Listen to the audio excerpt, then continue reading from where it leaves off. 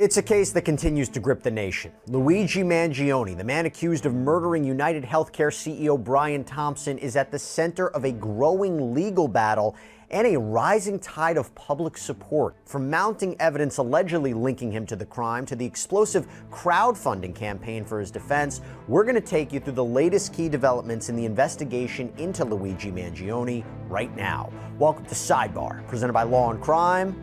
I'm Jesse Weber. The case against Luigi Mangione, the 26-year-old accused of fatally shooting UnitedHealthcare CEO Brian Thompson, has taken several dramatic turns in recent days. And as the legal proceedings unfold, both the public's reaction and the mounting evidence against Mangione have made this a very high-profile and, I will also say, deeply polarized case. We have everything from reports indicating that he may potentially waive extradition to New York to also who's now representing him or potentially representing him in New York, a very high-profile attorney. So we're going to break down all of the top latest details on the case of Luigi Mangione. Quick refresher on the case. UnitedHealthcare CEO Brian Thompson was shot dead on December 4th in Midtown Manhattan, what authorities believe was a targeted assassination, and that is according to an NYPD intelligence report obtained by CNN. And that report indicated that the suspect, 26-year-old Luigi Mangione, allegedly carried out this shooting as a symbolic act of protest against corporate greed within the healthcare industry. Mangione, who was on the run for several days, was ultimately arrested in Altoona, Pennsylvania, in a McDonald's after a tip-off from an employee there. And investigators have since uncovered significant evidence allegedly linking him to the crime, including a gun found on him at the time of his arrest, ballistics apparently matching the murder scene, and a handwritten note referred to as a manifesto that included the writer's anger toward UnitedHealthcare and the health insurance industry. And we were able to view that manifesto in its entirety after it was published by an independent journalist named Ken Klippenstein. And Mangione, by the way, is facing second-degree murder and other charges, and authorities are currently working on his extradition to New York. So that is what's happening right now, and we want to get into some of the latest details. And we'll start with a new update on something that we've talked about before on Sidebar, but this is the missing persons report that was apparently filed by Luigi Mangione's mother on November 18th. So this is a little over 2 weeks before the shooting happened. And we are now learning that Mangione's mother spoke with the FBI the day before her son was arrested, and that she even indicated he could be the CEO killing suspect that was seen in these surveillance photos that were taken from New York. This is according to what law enforcement officials had shared with ABC News. Now, what we previously told you was that Kathleen Mangione reported her son missing to the San Francisco Police Department after not hearing from him since July 1st. It was the belief that he might have been living there. But here's what we're learning now after the NYPD released surveillance images of the suspect. Remember the ones from the hostel, the taxi cab, the crime scene, the Starbucks? Well, the San Francisco Police Department, they apparently sent a tip to the FBI about the missing persons report and said that they recognized Mangione's face in the surveillance images. This is according to what was shared with ABC. And that tip, according to what sources told ABC, was based on a conversation that Mangione's mother had with the Joint Violent Crimes Task Force a day before her son was arrested. And the task force had reached out to her regarding these images, and she allegedly told them that Mangione bore a resemblance to the suspect that they were looking for, but she couldn't be, 100% certain it was him. Now, to be clear, this identification really didn't appear to make a difference in his arrest because Mangione was apparently taken into custody before authorities could share this information with the NYPD. This is according to reporting from the New York Post. But in hindsight, this would be further indication that authorities did indeed nab the right person that they were looking for in the surveillance images. By the way, we want to keep on following this shooting story for you as it develops. And with that in mind, I have to thank our sponsor, Morgan & Morgan, because it's with their support that helps make episodes like this possible. Now, here's the deal. If you're injured, Morgan & Morgan, America's largest injury law firm, may be who you want in your corner. Morgan & Morgan has a dedicated team of over 1,000 attorneys. They have case specialists, paralegals, investigators, an incredible track record, by the way. I'm talking recent verdicts of $12 million in Florida and $26 million in Philadelphia. These are higher than the highest insurance offers in these cases. There's no upfront fee. The whole process can be done right from your smartphone. So if you're injured, you can easily start a claim at forthepeople.com/LC Sidebar. Following Mangione's arrest, we told you that he intended to fight his extradition back to New York, possibly as a way, I've been speaking with legal analysts about this, as a way to buy his defense attorney more time to review the evidence that's being mounted against him. But we are now learning more about this process, and in fact, Luigi Mangione may soon waive his right to contest extradition, which would expedite his transfer to New York, where he faces a second-degree murder charge and additional gun possession and forgery charges. Manhattan District Attorney Alvin Bragg, this would be his office who's prosecuting this case, revealed on Friday that Mangione could waive extradition as early as tomorrow. And this is according to reporting from ABC, CNN, and CBS. Now, at the time of his arrest, Mangione indicated that he would fight his extradition to New York, as his attorney in Pennsylvania, Thomas Dickey, repeatedly denied his client's involvement in the murder and indicated to reporters last Tuesday that he would plead not guilty to all charges. This is according to ABC News. But when Dickey was first retained to represent Mangione, he was adamant on reviewing all of the evidence in the case, and that includes the latest string of evidence regarding ballistics and fingerprint evidence. So NYPD Commissioner Jessica Tisch confirmed last week at an unrelated press conference out in Staten Island that fingerprints found on a water bottle and protein candy bar near the crime scene matched those taken from Mangione when he was booked into jail in Pennsylvania. Additionally, the gun, this 3D gun found in Mangione's possession, or allegedly found in his possession during his arrest, has been matched to the shell casings recovered from the shooting scene. But Thomas Dickey told CNN's Aaron Burnett that he wants to see this evidence for himself, saying those two sciences in and of themselves have come under criticism in the past relative to their credibility, their truthfulness, their accuracy, however you want to do it. And that seems to be probably the best area by which the defense can mount a defense here. I've heard that there's been rumblings, perhaps it'll be an insanity defense based on some outbursts that we have seen from Mangione going into court, apparently him trying to speak up in court based on these writings. That is a tall burden. That is a lot, because you'd actually have to show that he didn't appreciate the wrongfulness of his actions, that he didn't understand what he was doing. But the evidence seems to suggest this was pre-planned. He knew what he was doing. There was writings in there to suggest he chose this option as opposed to perhaps using a bomb because that would kill more innocents. Again, if you attribute the writings to him. And even this escape route, this alleged escape route, and wearing a mask and taking transportation, this would all seem to suggest he knew what he was doing was illegal and he was trying to cover his tracks. So I think insanity would be pretty tough, but we'll see where this case progresses. But as we're talking about evidence, so authorities have reportedly executed search warrants in connection with this very high-profile case. So as of last Wednesday, sources confirmed to CNN that at least 3 search warrants had been executed. 2 of the key items that were searched included a backpack that was discovered in Central Park and a phone believed to be linked to the escape route taken by the alleged shooter after the killing. Now, the backpack is interesting because it is reportedly a product of Peak Design. This is a company that specializes in high-quality bags and accessories.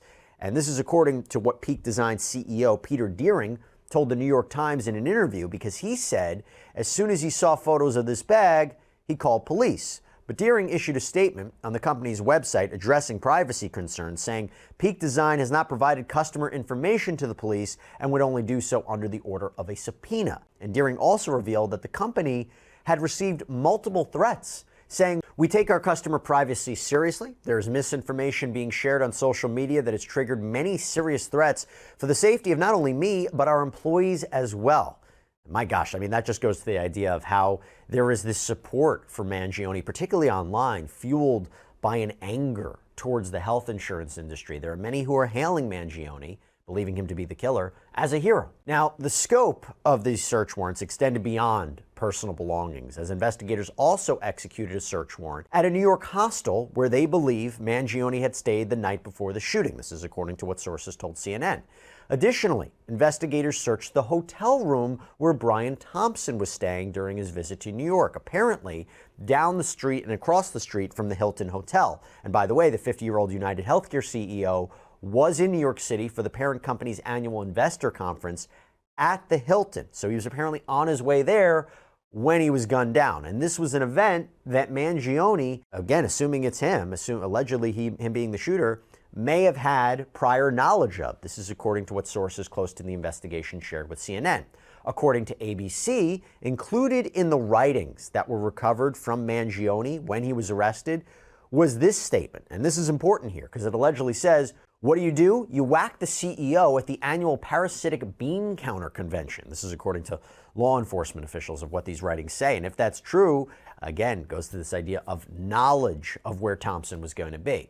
And as we look ahead to what is next for Mangione once he seemingly inevitably lands in New York, he also secured a very prominent defense attorney to represent him on the charges that he's facing in the Big Apple. Karen Friedman Agnifilo, a seasoned criminal defense attorney who has deep ties to the New York legal system and will take on this case. And if her last name sounds familiar to you, it's no coincidence. She does in fact share a unique connection with another celebrity case we've been focusing on here on Sidebar, the defense of rapper Sean Diddy Combs, because Friedman Agnifilo is married, she's a former prosecutor, is married to Mark Agnifilo, the prominent lawyer who is representing Diddy in his ongoing criminal legal battle, as the disgraced music mogul faces serious charges related to sex trafficking and racketeering. Now, Friedman Agnifilo's recent hiring to represent Mangione further cements her place in the high-stakes world of criminal defense because she is known for deep experience in both trial and litigation. She is no stranger to high-profile cases, and the Mangione case is no exception. May be her largest and most high-profile case to date, but according to her biography on Agnifilo Intrader LLP, before she joined this firm, which is her husband's firm, Friedman Agnifilo had an impressive career as a prosecutor. She served as the chief district attorney in the Manhattan DA's office from 2014 to 2021. That is the same office now prosecuting or planning to prosecute Mangione. And by the way, part of her tenure there included serving as the deputy chief of the sex crimes unit. And while Mangione now has the legal support of Friedman Agnifilo, public support for him continues to grow online, most notably, I will say, in the form of donations to his legal defense. An anonymous group of supporters has raised over $100,000 for his defense. The donations have poured in through the crowdfunding platform Give, Send, Go. They have sparked controversy, with some, including DA Alvin Bragg, viewing the effort as an endorsement of violent behavior. Others argue it's just a push to secure a fair trial for the accused. The fundraising campaign, titled Legal Fund Luigi Mangione, CEO Shooting Suspect, has gained significant traction in the days following his arrest, already surpassing, as I said, the six-figure mark. And the campaign was created by a group called the December 4th Legal Committee, which is a direct reference to the shooting of Brian Thompson. And the group stated on their campaign page, "We are not here to celebrate violence, but we do believe in the constitutional right of fair and legal representation." But despite the group's claims of supporting the right to a fair trial, the fundraising efforts have drawn some criticism. Manhattan DA Alvin Bragg called the support generally for Mangione abhorrent, expressing concern that he was being turned into a martyr by some factions of the public. Bragg told ABC News last Wednesday, "Celebrating this conduct is abhorrent to me. It's deeply disturbing. And what I would say to members of the public, people who, as you described, are celebrating this and maybe contemplating other action, is that we will be vigilant and we will hold people accountable." And going off of Bragg's statement, this leads me into another interesting update regarding this growing online support for Mangione. You see, online support for the CEO murder is apparently raising concerns of increased violence and copycat attacks. This is according to a newly released report from the Center for Internet Security. That report, obtained by CNN, warned that online discourse surrounding Thompson's killing is emboldening individuals with violent intentions, especially against the healthcare industry and corporate America at large. According to the report, social media platforms have seen a surge in discussions, jokes, encouragement of copycat attacks following the December 4th shooting. The CIS report emphasized that even subtle references to violence can contribute to a dangerous atmosphere. The CIS warned the healthcare industry is highly likely to face an ongoing increased threat landscape, including targeted acts of violence. The risk extends beyond healthcare sector executives, with many users indicating they view the shooter's actions as the start of a movement against corporate America as a whole. How scary is that? And this report also highlighted another troubling pattern. Discussions not only centered on Thompson, but also extended to other major healthcare companies such as Humana, Cigna, Kaiser Permanente, and Aetna, Blue Cross Blue Shield, CVS Health. The report stated users expressed their belief that the assassination proved violent action is an effective means of protest. Posts often included calls for more direct actions targeting executives or statements indicating they believe causing executives to be fearful will lead to desired policy changes. And the report also noted that the violent rhetoric wasn't confined to just online posts alone. No, physical wanted posters and online lists with names and photographs of healthcare executives have been shared, raising further concerns about the safety of corporate leaders in their sector. In some cases, these lists, while not explicitly calling for violence, they have been accompanied by violent language and threats of future attacks. The report also raised concerns about the safety of law enforcement and officials that are involved in Mangione's arrest and prosecution. And given the highly charged nature of this case and the visible support for Mangione online, the CIS predicts that law enforcement could become a target for retaliation. It reads, law enforcement and other officials involved in Mangione's arrest and prosecution may also be considered valid targets. Courthouses during his trial may receive bomb threats, and we anticipate demonstrations in support of the suspect. Wow. So as Mangione's legal team prepares to confront the charges against him, the case has already raised important questions about the state of corporate America and the increasingly polarized views surrounding the healthcare industry. And as more updates emerge, it's going to be interesting to see the potential implications for both public safety and the future of corporate leadership in the United States. As for now, Luigi Mangione remains behind bars while New York prosecutors work diligently on bringing him back to the state. That's all we have for you right now here on Sidebar, everybody. Thank you so much for joining us. And as always, please subscribe on Apple Podcasts, Spotify, YouTube, wherever you get your podcasts. I'm Jesse Weber. Speak to you next time.